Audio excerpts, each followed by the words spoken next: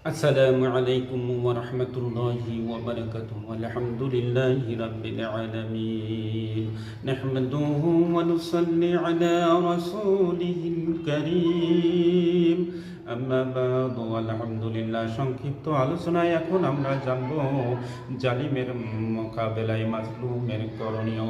মাজলুম কি শাস্তির যোগ্য? মাজলুমের পুরস্কার কি?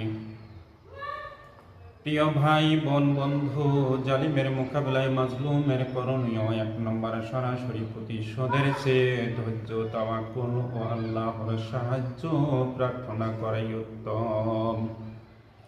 হাদিসের বর্ণনায় যে ব্যক্তি অন্যায়ের শিকার হয়ে সে যদি ধৈর্য রাখে এবং ক্ষমা করে, আল্লাহ তার জন্য বড় পুরস্কার রাখবেন।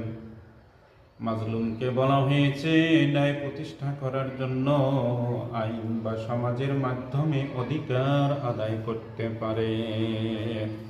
মাজলুম কি শাস্তির যোগ্য না প্রতিদানের যোগ্য? উত্তর: মাজলুম শাস্তির যোগ্য নয়, কারণ সে কোনো অন্যায় করেনি।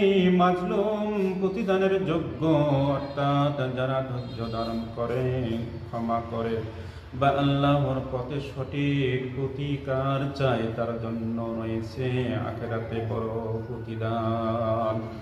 মাজলুমের প্রতিদান আল্লাহর কাছে বিশাল পুরস্কার। 1 নম্বর, ধৈর্য ও সহ্য করার কারণে প্রতিদান হচ্ছে স্বর্গে সুউচ্চ স্থান।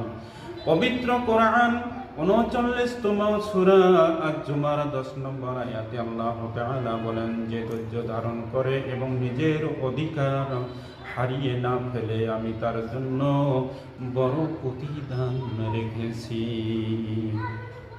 2 নম্বর, মাজলুমের জন্য অন্যদের সাহায্য ও সমর্থনের মাধ্যমে মানবিক ও আধ্যাত্মিক পুরস্কার।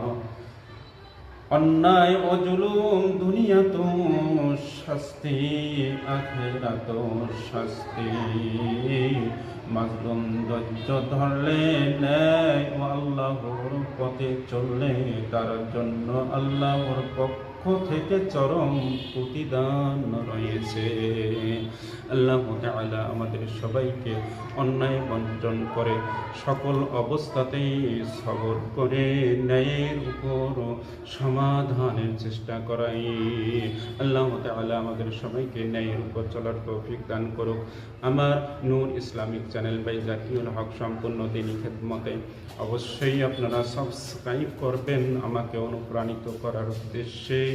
কমেন্ট, লাইক, অন্যকে দেখানোর জন্য শেয়ার করবেন ইনশাআল্লাহ।